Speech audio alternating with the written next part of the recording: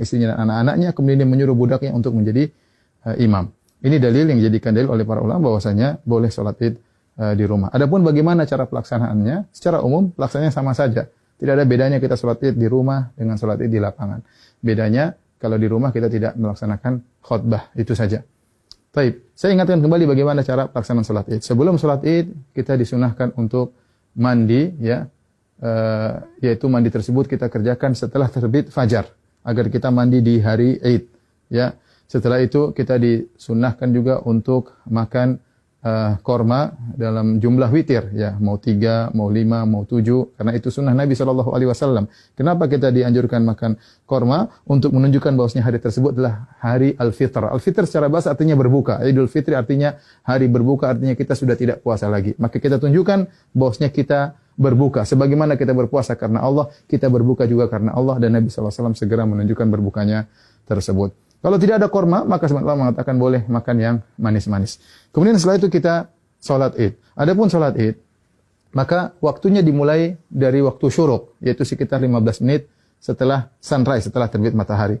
Dan berakhir kata para ulama sebelum waktu zawal, yaitu sekitar 15 menit atau 10 menit sebelum azan zuhur. Di antara itu kita boleh melaksanakan sholat id. Tapi yang terbaik kita sholat id di awal waktu, di pagi hari.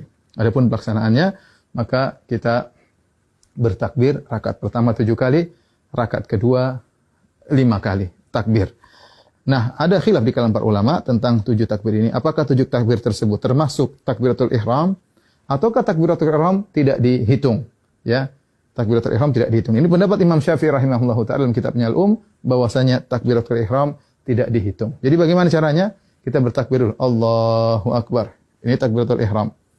Kemudian kita baca doa istiftah. Setelah kita baca doa istiftah, baru kita bertakbir 7 yang disebut dengan takbirat zawaid, takbir tambahan. Kita takbir Allahu Akbar. Allahu Akbar. Nah, apakah di antara takbir ini ada doa khusus? Tidak ada dalil ya, dari Nabi SAW. Nabi pernah disebutkan membaca sesuatu di antara takbir-takbir tersebut. Oleh karenanya, pendapat mazhab Maliki tidak ada bacaan. Namun sebagian ulama berpendapat boleh membaca sesuatu seperti mazhab Syafi'i. Kita boleh bertakbir, boleh bertahmid, boleh bertahlil di antara takbir-takbir tersebut. Kita ulangi, kita Allahu Akbar, takbiratul ihram, kemudian kita baca doa istiftah, kemudian kita takbir 7 kali. Allahu Akbar 1, Allahu Akbar 2, ya, Allahu Akbar 3. Antara takbir satu dengan yang lainnya kita ada jeda sedikit, apalagi kalau kita jadi imam, agar makmum di belakang bisa mengikuti kita. Kita lanjutkan Allahu Akbar 4, Allahu Akbar 5, Allahu Akbar 6, Allahu Akbar 7.